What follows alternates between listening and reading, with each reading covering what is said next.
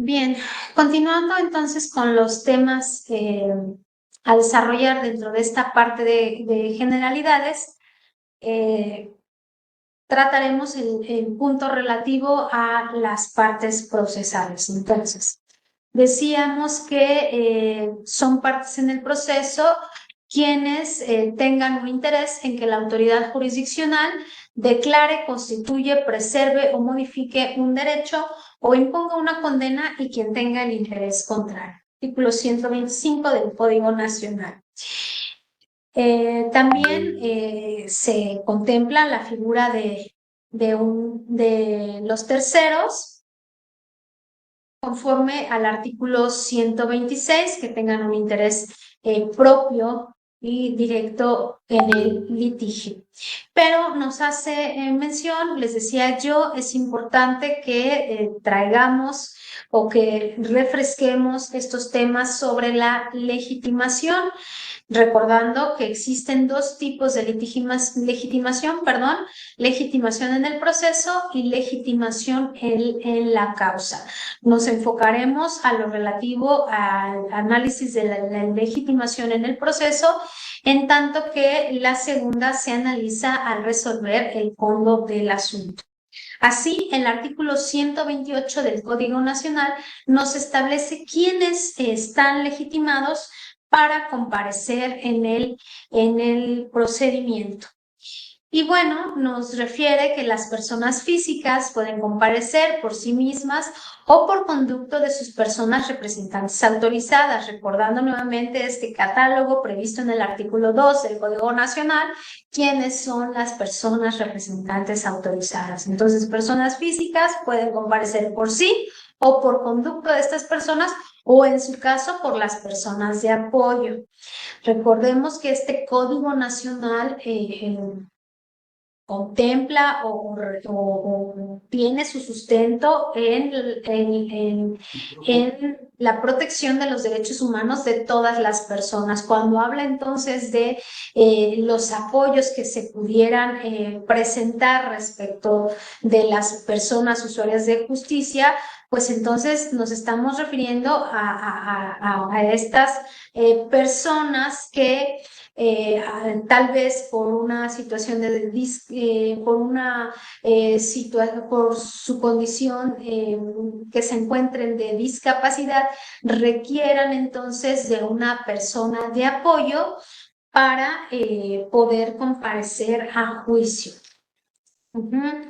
Ya sabemos, las personas jurídicas públicas o privadas, por medio de quienes las representen. En el caso, fíjense bien, de pueblos y comunidades indígenas y afromexicanas, lo podrán hacer por conducto de sus propias autoridades o las personas que designen conforme a sus usos y costumbres. Vamos a ver entonces también que existen diferentes tipos de representación reguladas en este código: la representación voluntaria, la necesaria y la común. En cuanto a la representación voluntaria, bueno, pues cada parte puede de manera muy particular establecer quién asumirá su representación para comparecer a juicio. Es importante también que se haga del conocimiento del órgano jurisdiccional para que a su vez se haga del conocimiento de la parte contraria si existiere un cambio en la representación procesal. ¿En qué supuesto se da ahora la representación necesaria? Bueno, cuando además de una representación voluntaria, habrá situaciones en que en nuestra legislación, el Código Nacional, establezca supuestos en donde es necesario que se dé una representación. Ejemplo, vámonos al artículo 130 del Código Nacional, en donde señala, ya les hablaba de la representación o de la forma de actuación de los niños y adolescentes. Nos dice el artículo 130, entonces, que estos podrán, o más bien, comparecerán por conducto de quien ejerza la patria potestad, quien ejerza la tutela, las personas designadas legalmente para el ejercicio de la patria potestad o tutela, la Procuraduría de Protección de Niñas, Niños y Adolescentes, o institución con facultades de representación coadyuvante o en suplencia de conformidad con la Ley General de los Derechos de Niñas, Niñas y Adolescentes. Sin embargo, esto es algo muy importante que establece el Código Nacional. Las niñas, niños y adolescentes podrán comparecer a juicio por sí o por cualquier persona en su nombre, sin la intervención de su legítimo representante, cuando éste se haya ausente o desaparecido, se ignora quién sea, esté impedido, se negare a promover la acción o hubiese un conflicto de intereses. Entonces, también prevé la posibilidad, el Código Nacional, de que el niño, niña o adolescente pueda comparecer por sí mismo. ¿Okay? En estos casos, bueno, la autoridad jurisdiccional tendrá que nombrar un representante independiente, debiendo preferir desde luego al familiar más cercano, salvo que exista conflicto de intereses o motivo que justifique la designación de una persona diversa. Como otra forma de representación necesaria, se establece lo relativo o se prevé lo relativo a las personas ausentes, ignoradas o desaparecidas, en términos de lo que disponga la legislación sustantiva. Y bueno, se deberá dar la correspondiente intervención al Ministerio Público de la adscripción. Ahora, representación común. Cuando varias personas que intervengan como parte actora o parte demandada, resulta que deberán tener un solo representante nombrado desde su primera intervención. En el artículo 132 encontramos estos supuestos que prevé el Código Nacional respecto de una representación común. Cuando las partes interesadas no hagan la designación de esta representación común, bueno, pues lo tendrá que hacer el tribunal dentro de las personas que cuenten o que sea posible designar como representantes de una o de otra parte. ¿Ok? Bien, aquí en cuanto a las partes en el procedimiento, pero al final de este capítulo primero previsto en el libro segundo, ya estamos entrando al libro segundo que habla del procedimiento oral, civil y familiar, hay un artículo que segura estoy que no olvidarán las y los abogados, estudiantes en Derecho, que nos escuchan. Es un artículo que adquiere una gran importancia para la solución de conflictos. El Código Nacional retoma lo que comúnmente se conoce como este alegato de oídas, artículo 134. Y bueno, a lo mejor para los más jóvenes no les es tan conocido, pero ¿en qué consiste qué prevé este artículo 134? Bueno, este numeral nos refiere que en cualquiera de los procedimientos previstos dentro del Código Nacional, desde luego materia familiar también entra en estos supuestos, sin que obste el derecho de las partes, sus abogados y representantes autorizados,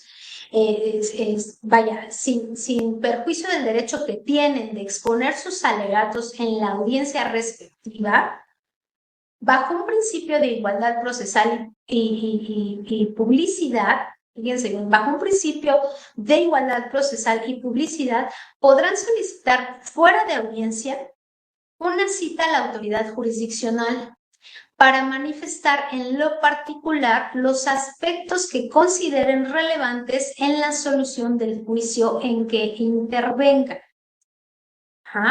Entonces, Tengo interés en que la autoridad jurisdiccional conozca respecto de un punto que considero necesario que sepa para la solución de los conflictos. ¿Cuántas veces no ustedes como abogados, solicitan se les permita pasar con las personas juzgadoras para exponer estas inquietudes en busca de la solución de la controversia? Bueno, el artículo 134 regula esa actuación y dice sí, es posible que se verifique previa cita que solicites a la autoridad jurisdiccional.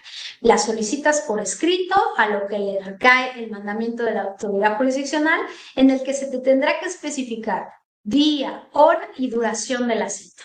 Todo perfectamente determinado. Entonces, la persona juzgadora tendrá que saber, o igual en su caso su agenda, respecto de las citas que hubiera otorgado a los justiciables.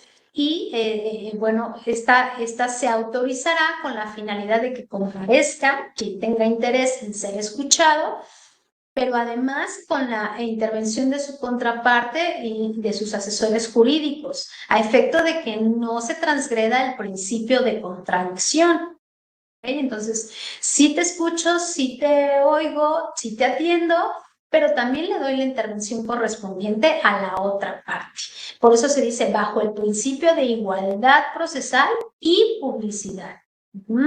Es que este diálogo, esta exposición de inquietudes de la parte interesada se dé con toda transparencia. Y al final de este artículo 134, el Código Nacional sostiene, fuera de estos casos, las autoridades jurisdiccionales estarán impedidas para escuchar en lo particular o individual a cualquiera de las partes. Esto también, bueno, pues la autoridad jurisdiccional tendrá que entonces ponderar si realmente lo que se busca es revelar estas cuestiones que den o que tiendan a la solución del conflicto y no que se trate de cuestiones diversas que nada tiene que ver con ello. Volvemos, la importancia de la figura de la persona representante autorizada. Aquí el código señala de manera muy puntual, si una persona representante autorizada deja de asistir a las audiencias sin justa causa, será acreedor a una multa hasta el equivalente de 100 veces el valor de la unidad de medida y actualización vigente al momento de de su aplicación. Contra dicha resolución, sí, procede el recurso de apelación. Pero bueno, tómenlo en cuenta, abogadas, abogados, que si ustedes están designados como personas representantes autorizadas y dejan de asistir a la audiencia, bueno, pues su conducta será sancionada con la imposición de una multa. ¿Okay? No pasará desapercibido, o el hecho de decir, bueno, no acudió con su abogado, no pasa nada. No, sí pasa, sí nos dejan sin la debida asistencia. ¿Okay? Cuando las actuaciones involucren derechos de niñas, niños o adolescentes, personas con discapacidad o personas pertenecientes a pueblos y comunidades indígenas o afroamericanas, aquí el código establece una exigencia de que la defensa pública, en su caso, deberá ser preferentemente especializada. Este es un tema que desde luego tendrá que desarrollarse en estos en